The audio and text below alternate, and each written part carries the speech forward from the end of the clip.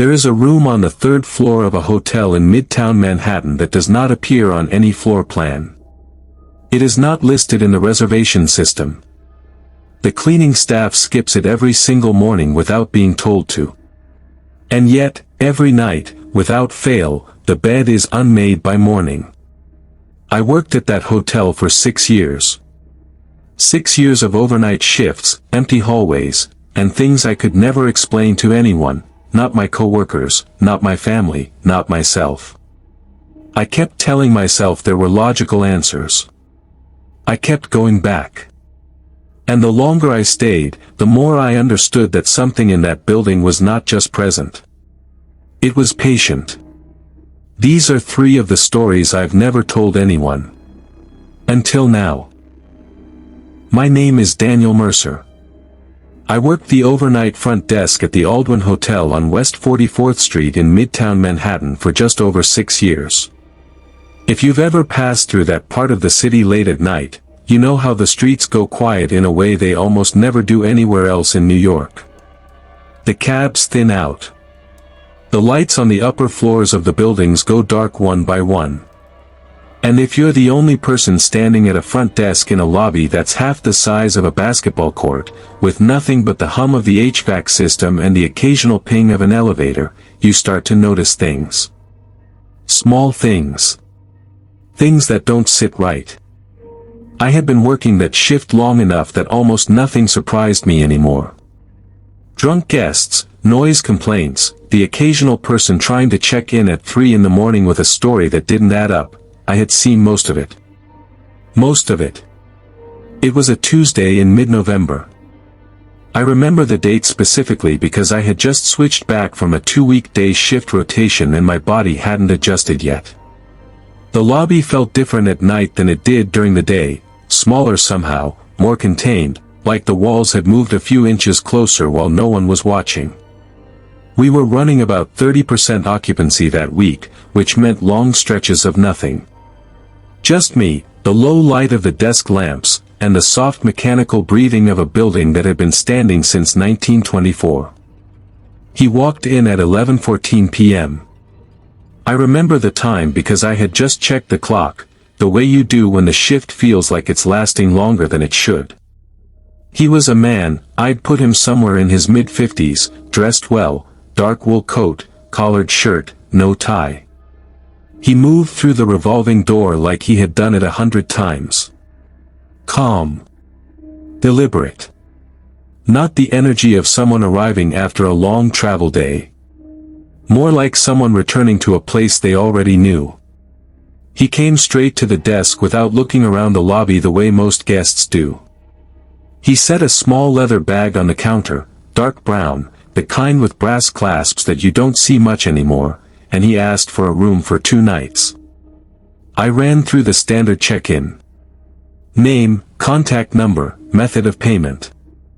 He said his name was R. Calloway. When I asked for a first name he said, just R is fine. I didn't push it. When I asked for a credit card he placed cash on the counter.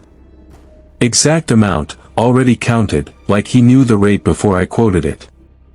I noted it because cash payments require a separate authorization form and a manual log entry. It's more work, not less, and most people who travel for business don't bother with cash. He signed everything without reading it. Requested no housekeeping for the duration of his stay. Took his keycard, picked up his leather bag, and walked to the elevator without another word. I watched him go because there was nothing else to look at. And I noticed, he pressed the button for the 4th floor before the doors had fully opened. Like he already knew which floor he was on. Before we dive deeper, let us know in the comments where you're watching from, we'd love to hear from you. And don't forget to hit that subscribe button so you never miss any of our upcoming videos. I logged the cash payment, filed the authorization form, and got back to the usual rhythm of the night. Nothing happened for the next 3 hours. I did 2 lobby walkthroughs, answered 2 calls, one a noise complaint from room 508 about a television that turned out to be their own, and one a wrong number. I was at the desk at 3:17 a.m. when the keycard access log on my monitor flagged an alert. Room 412. Door open. Door closed. Open. Closed. 11 times in 4 minutes. I pulled up the hallway camera feed immediately. The corridor on the 4th floor was empty. Every single time that door registered as opening, the hallway showed nothing. No movement. No person. The door on camera did not appear to move at all, but the log was recording it opening and closing with a regularity that made my skin feel tight. I called the room. The phone rang 4 times and then the line connected. No voice. No greeting. Just open air and a silence so complete it had a texture to it. I held the phone against my ear and waited. 22 seconds. I counted them. And then, very faintly, so faint I told myself I had imagined it, the sound of slow, controlled breathing. 1 exhale. And the line went dead. I sent Marcus, our overnight maintenance guy, up to do a wellness check. Marcus had been with the hotel longer than I had. He was not the type to rattle easily. He knocked on room 412, heard movement from inside, and called through the door. The guest, our Calloway, responded immediately. Everything is fine.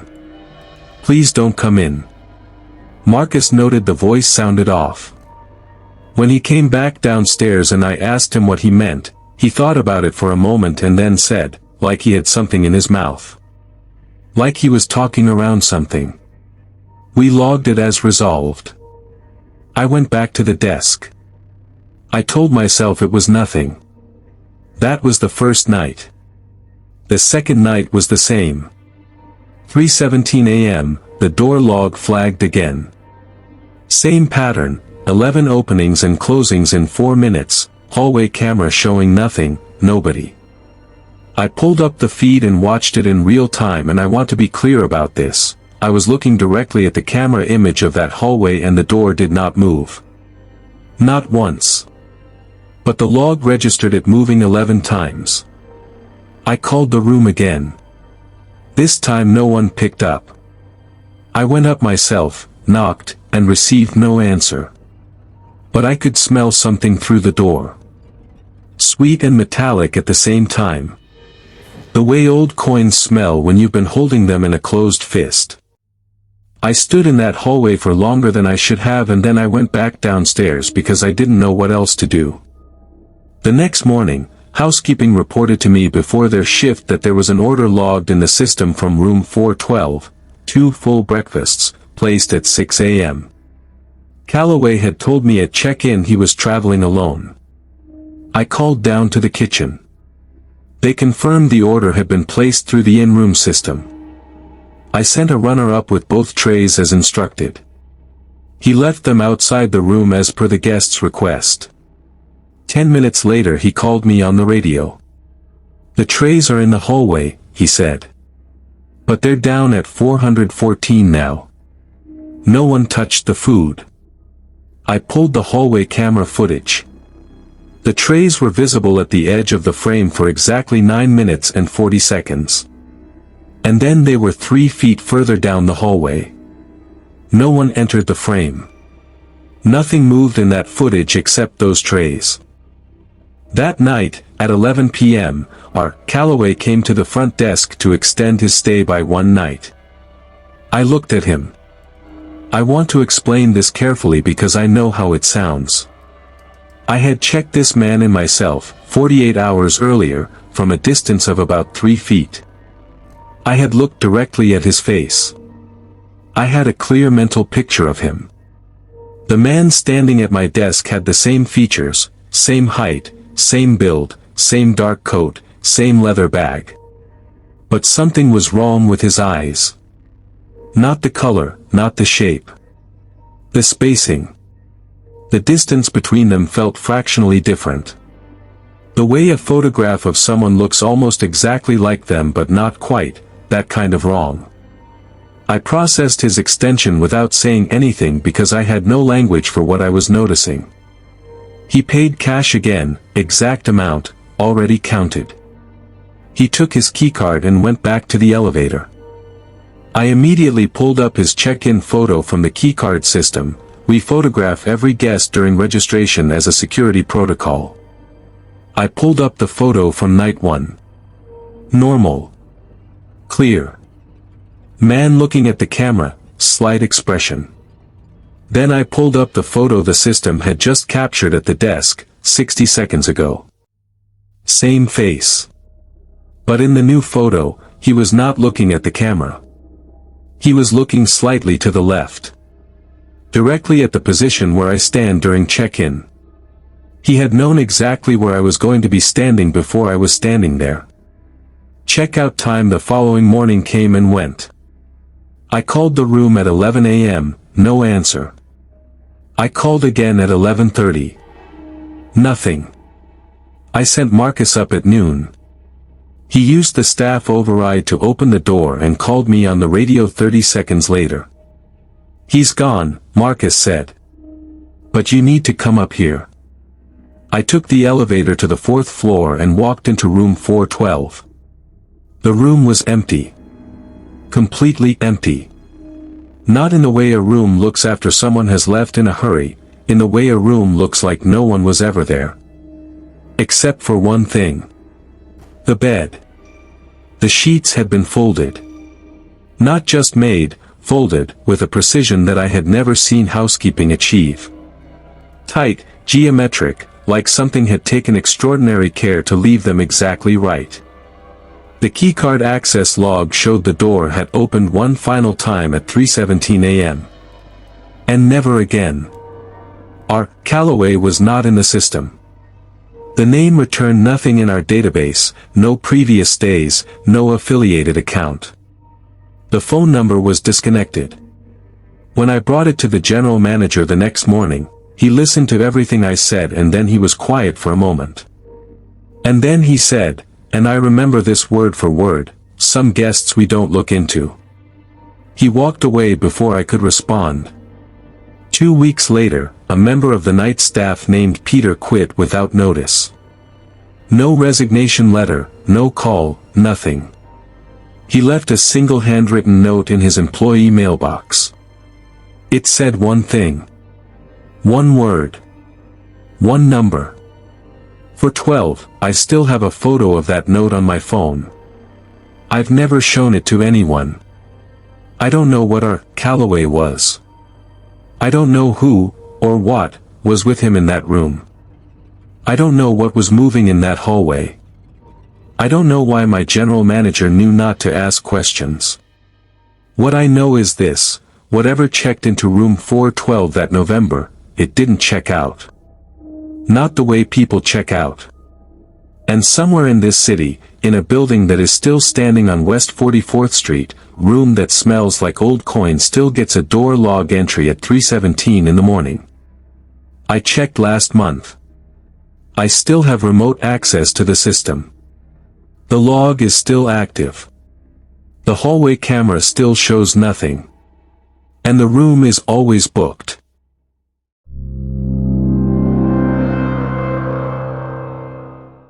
A few months after the situation with our Calloway, I had mostly convinced myself to stop thinking about it. That's the thing about working a job like that, the routine eventually becomes loud enough to drown out the things you don't want to think about. Check-ins, checkouts, maintenance tickets, noise complaints, the slow mechanical rhythm of a building managing itself through the night. I had settled back into it. I had started sleeping better. I had stopped pulling up the access logs for room 412 every morning when I came in. I was, for a few months, almost normal again. And then a woman named Sandra Okafor checked into room 218 on a Wednesday evening in late February, and everything I had convinced myself to forget came back in a way I was not prepared for. Sandra was in her early 40s, traveling alone, in New York for a 3-day consulting contract. She was warm, organized, the kind of traveler who knows exactly what she needs and asks for it clearly, nearby restaurants that weren't tourist traps, a wake-up call at 6:30, extra hangers in the closet. She made small talk at the desk without being the kind of person who makes you feel trapped in a conversation. I liked her immediately. I gave her room 218 on the second floor, quiet, east-facing, away from the elevator noise. Standard room. Nothing notable about it. Nothing that had ever given me a reason to think twice. She headed upstairs around 8 p.m., ordered room service around 9, and by 10 o'clock her room line showed no activity. She was asleep. The first night was completely uneventful. Before we dive deeper, let us know in the comments where you're watching from. We'd love to hear from you. And don't forget to hit that subscribe button so you never miss any of our upcoming videos. The second night, Thursday, I came in for my shift at 10 p.m. and found a note from the evening desk agent, a young woman named Caitlin who I had trained the previous summer. The note said, 218 called at 9:40, thought she heard something moving under the bed. James checked, nothing there. She apologized. Probably tired. I set it aside. It wasn't unusual. Hotels are full of sounds, pipes, insulation settling, the way air pressure changes when someone opens a window on the same floor. I did my first walk through at 11, checked the second floor, found nothing out of place, and went back to the desk. At 1:40 a.m. the phone rang. Room 218. Sandra's voice was calm, but I could hear the tension underneath it, the way you can hear the shape of something through fabric, present, even when you can't see it directly. "I'm sorry to call again," she said. "But there's something in my room. I can hear it. It's under the bed." I told her I was sending someone up immediately. Marcus went up, checked the room thoroughly, under the bed, inside the closet, behind the curtains, inside the bathroom. Nothing. He reported back to me that Sandra was sitting on top of the covers with her back against the headboard and her knees pulled to her chest, and that she had moved the small luggage rack and the armchair both away from the walls. "She's not performing," Marcus told me. "She's actually scared." I called her room directly after he left. She apologized again. Said she thought she must have been half asleep and her mind had filled in the rest. I told her to call back if anything changed. She said okay. 5 minutes later she called back. "It's there again," she said. "And it's making a sound." I went up myself this time. I brought Marcus with me. Sandra met us at the door. She had gotten fully dressed in the time between the call and our arrival, which told me everything I needed to know about how much she had been sleeping. We entered the room and Sandra pointed toward the bathroom wall, the interior wall that separated the bathroom from the main room. And Marcus and I both stood there in silence and we both heard it. It was low. Rhythmic. Not mechanical. I know what pipes sound like. I know what the HVAC system sounds like at 2 in the morning when the building is quiet enough to hear its own breath, and this was not that. It had an organic quality. A cadence. The closest comparison I can give you is breathing, but slower than anything I have ever heard breathe. Like one inhale every 7 or 8 seconds, and a corresponding exhale that was just slightly too long. Like something breathing very carefully, conserving each breath, making sure not to waste any. The moment I put my palm flat against the bathroom wall, the sound stopped. Completely. Immediately. Like it had felt the pressure of my hand from the other side and decided to wait. The three of us stood there in that room for a full minute without speaking, and the silence that replaced the sound was somehow worse than the sound itself. Marcus logged it as a suspected animal in the wall cavity, rodent or bird, and said he would put in a maintenance order for an inspection in the morning. Sandra looked at both of us with an expression that said she knew we didn't fully believe our own explanation, but she thanked us anyway. Before I left the room, Sandra said, "I recorded it." She had left her phone propped on the nightstand, recording, before she called us the second time. The recording was 14 minutes long. I asked if I could listen to it and she played it for me right there. The breathing was clear, low and rhythmic, exactly as we had heard it. I listened through the first few minutes and confirmed it matched what I had experienced. I thanked her and went back downstairs. I don't know why I asked her to send the file to the front desk email. Maybe I wanted documentation. Maybe some part of me already knew. She sent it before she went back to bed. I sat at the desk and I put on headphones and I listened to the full 14 minutes. The breathing continued at its slow, steady pace all the way through. But somewhere around the 4-minute mark I heard something underneath it. Faint. Layered beneath the breathing like a second track in a recording that isn't meant to be noticed. A voice. Quiet and deliberate and unhurried. And it was counting. 1. Then a silence of approximately 30 seconds. Then 2. Then silence. Then 3. Slow and even and continuous, counting upward through the 14 minutes of that recording with a patience that turned my stomach cold in a way I had not felt since the night with her, Calloway. At the 14-minute mark, the counting stopped. 10 seconds of complete silence followed, and then the voice said my name. Not Sandra's name. Not a generic greeting. My name. Daniel. Said once, in the same slow register as the counting, with no change in tone. No urgency. Just acknowledgement. Like something noting that it had been heard. I sat at that desk for a long time after the recording ended. My hands were flat on the counter. I was aware of the lobby around me, the empty chairs, the dim lamplight, the hum of the building, and I was aware, in a way I had never been before, that the walls of this building contained things I did not understand and had never been invited to understand. I pulled up the floor plan on the management system and located room 218's bathroom wall. According to the layout, that wall was a shared interior wall with no cavity space listed. Solid construction. No reason for any hollow space to be there. At 7:15 am I went to Sandra's floor and knocked on her door. She was already awake, already packed. She told me she was checking out and she did not want a refund and she did not want to file a complaint. She just wanted to leave. I walked her to the lobby and she was out the door before 8 a.m. and I never saw her again. That morning I pulled James, the day maintenance supervisor, aside and told him to check the bathroom wall in 218 before anything else. I told him there may be a structural irregularity. An hour later he called me on the radio. He had found a panel in the lower portion of the bathroom wall, a section of drywall that had been deliberately cut and replaced at some point, with no record of the work in any maintenance log. Behind it was a small hollow space, roughly 18 inches wide and 12 inches deep, carved into the wall cavity. And inside it was a single piece of paper, folded once. James brought it to me.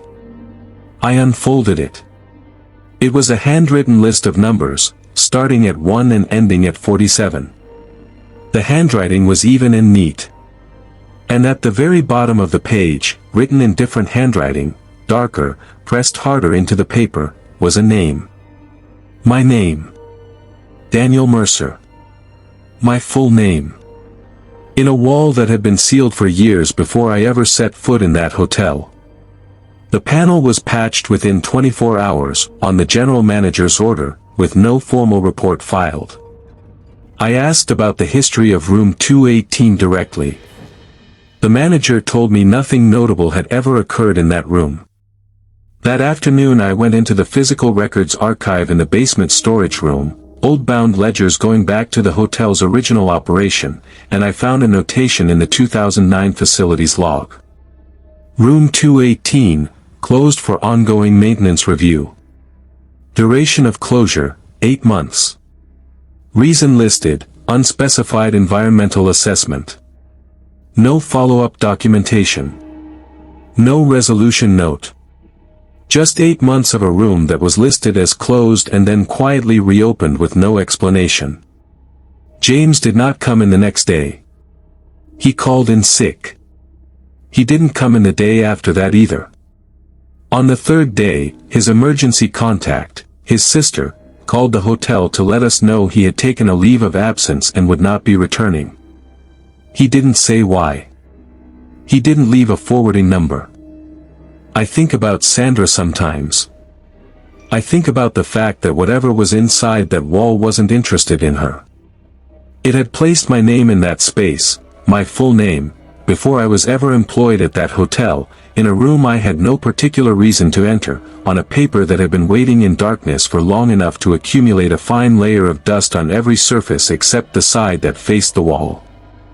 Something had put my name there and then waited. And when Sandra's recording finally gave it an audience, it didn't speak to her. It spoke to me. I don't know what happens at 47. I don't know what the counting means or what it was measuring or what it was building toward. What I know is that the counting stopped at 47 in that recording.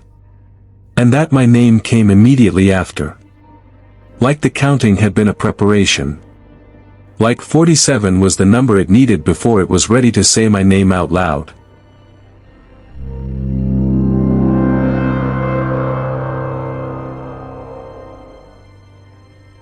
I want you to understand something before I tell you this last story. I am not a person who believes in things I cannot see and measure and verify. I grew up in Cleveland, Ohio, raised by a father who was an electrician and a mother who managed the accounts for a small hardware company. I was taught that the world operates on systems. Cause and effect. Input and output. When something seems impossible, it means you don't have enough information yet, not that the rules have changed. That is the framework I carried into 6 years of overnight hotel work, and it is the framework I tried to apply to everything that happened with her, Callaway and Room 412, and everything that happened with Sandra Okafor and Room 218. I kept finding reasons to stay. Kept telling myself that what I needed was more information. And then one slow Tuesday night in the middle of March, I was doing paperwork in the management office and I pulled out the building blueprints, the original architectural drawings, updated during the 1987 renovation, stored in a flat file cabinet behind the copy machine, because I needed to check the location of a water shutoff valve on the 3rd floor. And when I unfolded the 3rd floor layout and ran my finger along the room sequence, I found something that made me sit down on the floor of that office and stay there for a long time. The layout showed room 311 on the left side of the hallway. Then room 315 directly beside it. No room between them. No closet, no mechanical space, no utility alcove.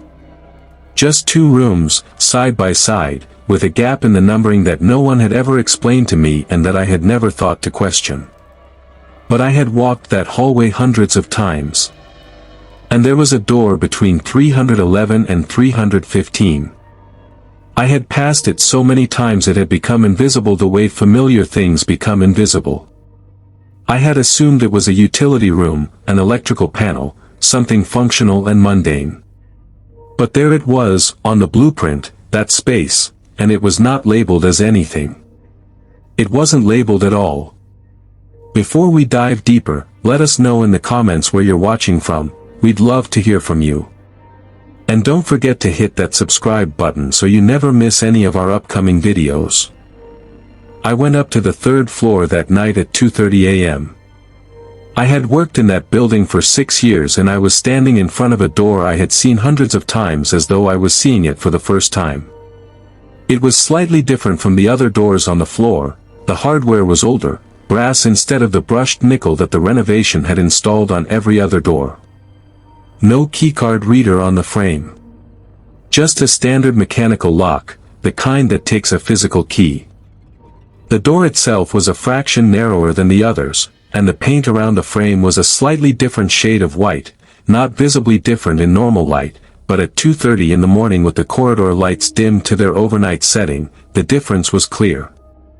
There was no room number plate.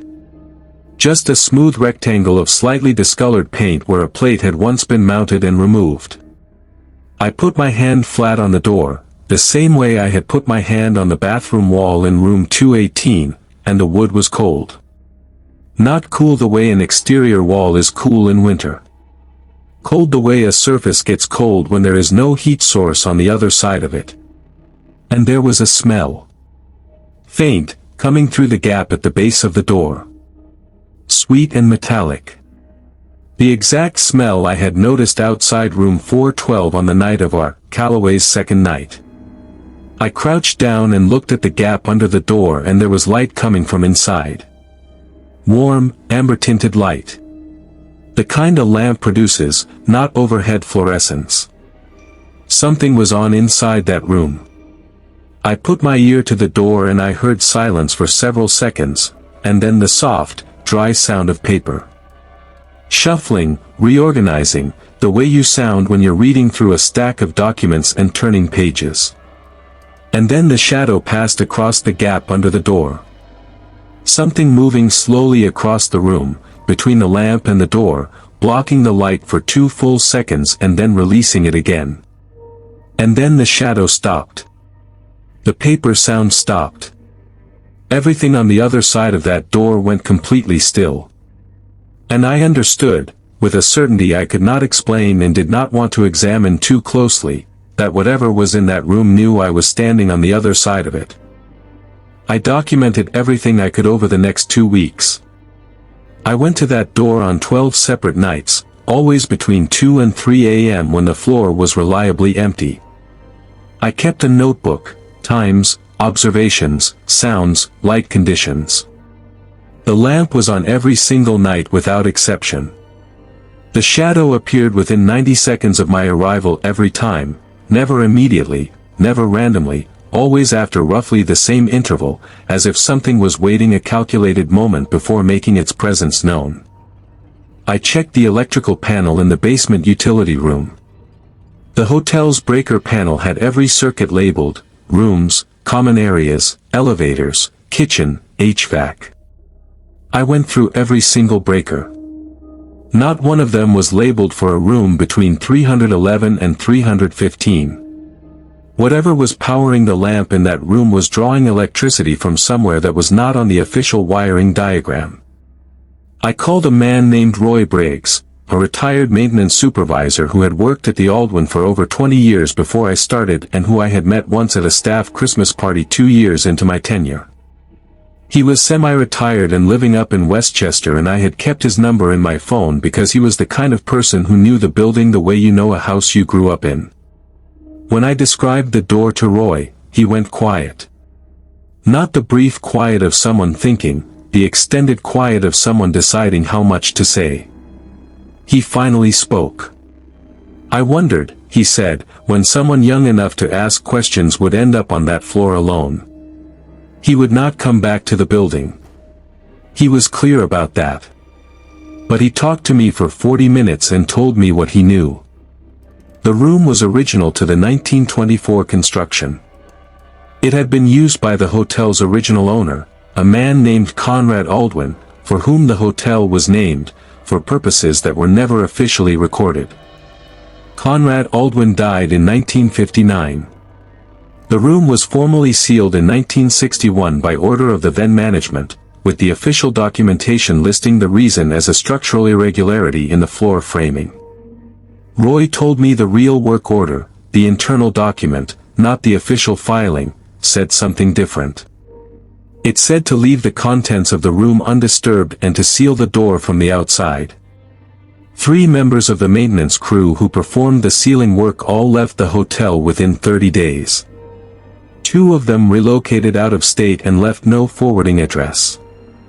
Roy did not know what was inside the room when it was sealed.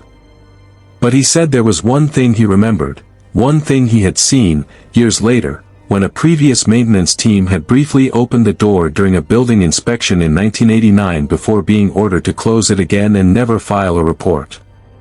He said the furniture inside looked like it was from the early 1960s. He said a lamp was on. He said the bed was unmade. And he said the room was smaller inside than it should have been, given the space it occupied in the hallway. I found the master key set 2 nights after I spoke to Roy. Old mechanical keys, predating the keycard system, stored in a lockbox inside the utilities room that I had the combination for as part of my overnight access credentials. The box had not been opened in years, the combination dial was stiff and the interior smelled of old metal and dry air.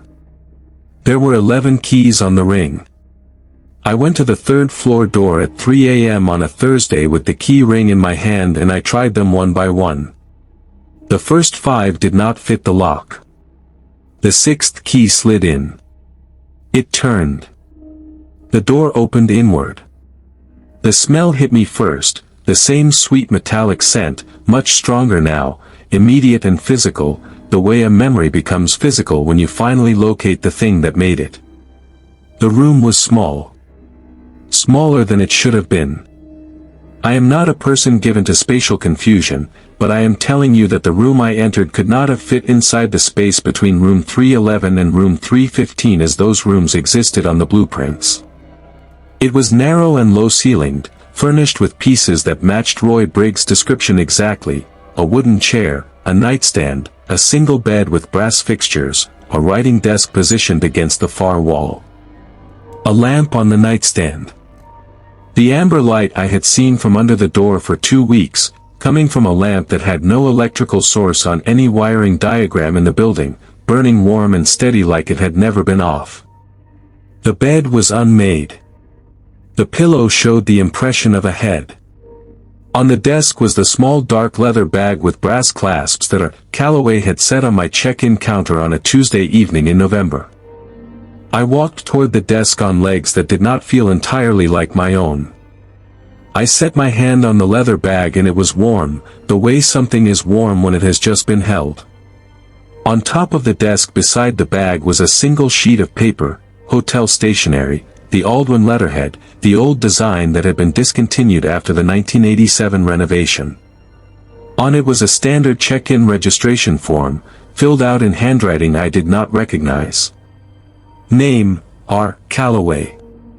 Check-in date, the same date I had processed his registration at the front desk in November. Room number, 313. The checkout date field was blank. And then I heard the door close behind me. I turned around. The door was shut. I crossed the room in 3 steps and reached for the handle on the inside of the door and there was no handle. The interior surface of the door was smooth. No hardware, no hinge visible, no seam I could get my fingers into. I stood there with both palms flat against the door and I want to tell you what I felt in that moment because I think it is the most honest thing I can say about all of this. I felt expected. Not trapped the way an accident traps you. Expected the way a room feels when it has been arranged for your arrival. I don't remember getting the door open. I know that I did, because I am here and I am telling you this story, but the sequence of events between my palms flat on that door and me standing in the hallway under the overhead light with the door closed behind me and the master key ring in my hand is not something I can account for. I went back to my desk. I sat there until my shift ended. At 8 a.m. I went to the general manager's office and discovered that he had not come in. His assistant told me he had called in a personal day. I submitted my resignation that afternoon, effective immediately, forfeited my last 2 weeks of pay, and left the building. 3 months later I searched the hotel's listing on a travel booking website out of a compulsion I couldn't fully explain. Room 313 was listed. A heritage suite. The highest rate in the building. The photos showed a room with a brass lamp, a writing desk, and a narrow bed. The listing said it was their most requested room. I called the hotel from a number they wouldn't recognize and asked about availability for room 313 specifically. The front desk agent, a young voice, cheerful and professional, told me the room was wonderful and that guests loved it. I asked if it was currently available. She paused for just a moment, a pause too small for most people to notice, but I noticed it, and then she said, "Oh, room 313 is almost never available. It's always occupied. I thanked her and ended the call. I drove past the building on a Saturday evening last October. I don't know why I did it. I pulled to the curb on the opposite side of West 44th Street and I looked up at the third floor. The window between what I know are rooms 311 and 315 had its light on. The warm amber light of a lamp burning in a room that should not exist. And there was a shadow at the window. Still. Patient. Looking out at the street below. I don't know if it saw me. I pulled away from the curb and I didn't look back. I haven't been back since. But I'll be honest with you, and this is the part that keeps me awake more than anything else, more than the shadow at the window, more than my name on that paper in the wall, more than the keycard log running at 3:17 in the morning in an empty room. What keeps me awake is the checkout date on that registration form. The field that was blank. Because every form I processed in 6 years of working that desk had a checkout date. It was policy. Mandatory. You could not complete a registration without one. And our Callaway's form had every field filled in correctly, in neat, careful handwriting, except that one. No checkout date. Not left blank by accident. Left blank because whoever filled it out knew that there wasn't going to be one. Some guests, my general manager once told me, you don't look into. I understand now what he meant. And I understand why he said it so quietly, with his back already half turned to walk away. Some things in that building have been there longer than the people who run it. Longer than the people who built it. Longer, maybe, than any of us have the context to understand. Room 313 is always occupied. It has always been occupied. And whatever is in there, it is not checking out.